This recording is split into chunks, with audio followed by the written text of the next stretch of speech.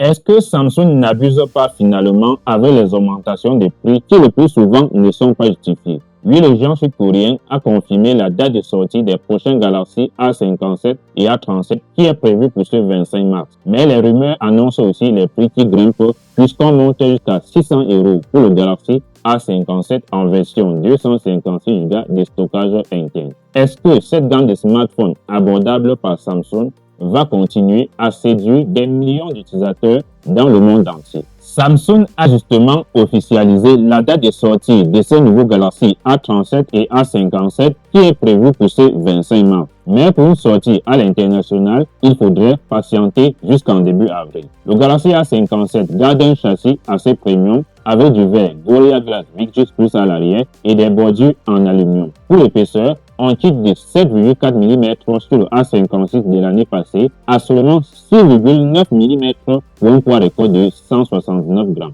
C'est d'ailleurs selon moi la meilleure nouveauté sur ces Galaxy A57. On garde des écrans Super AMOLED 120 Hz 6,7 pouces pour les deux modèles, mais avec des pics de luminosité revus à la hausse pour l'extérieur. Et pour vous offrir des meilleures performances, le Galaxy A57 embarque la puce maison de Samsung, l'Exynos 1680, qui est gravé en 3 nanomètres. On peut toujours se demander si ça sera vraiment compétitif face aux concurrents comme le Dimensity 8500 Ultra qu'on peut trouver notamment sur le nouveau Poco X8 Pro. Mais attention, on le sait tous, Samsung est assez doué pour l'optimisation et l'expérience utilisateur, notamment avec l'interface One UI. Pour le Galaxy A37, il récupère une puce qu'on a déjà connue chez Samsung, l'Exynos 1480, qui nous avait déjà montré ses performances sur le Galaxy A55. Vous avez une configuration de 6 ou 8 Go de RAM pour un stockage interne de 128 ou 256 Go, mais des rumeurs annoncent bien sûr une nouvelle version de 512 Go qui pourrait être limitée en Inde comme la version avec 12 Go de RAM. Le bloc photo est constitué de 3 objectifs, dont un capteur principal grand angle de 50 mégapixels avec stabilisation optique sur les deux modèles.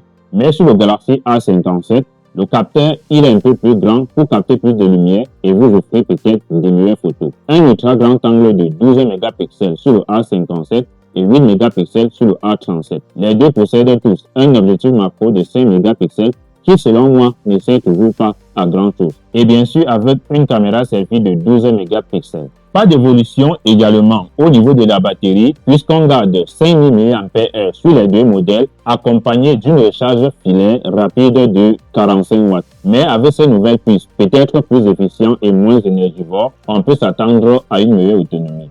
Et pour le prix, c'est là où ça monte puisque comme je l'ai dit, les rumeurs annoncent un prix d'entrée de 449 € pour le Galaxy A37 et si vous souhaitez avoir la version 256 Go sur ce Galaxy A37, il faudrait débourser en moyenne 529 €. Le Galaxy A57 quant à lui commence à 549 € et on monte même jusqu'à 599 € pour la version avec 256 Go de stockage interne.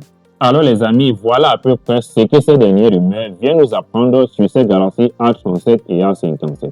De toute façon, ces informations ne sont toujours pas officielles, à part la date de sortie bien sûr, il faudrait attendre ce 25 mars pour avoir la confirmation de Samsung. N'hésitez pas à me dire ce que vous en pensez de cette augmentation de prix dans les commentaires et d'ici à là, on se dit à la prochaine.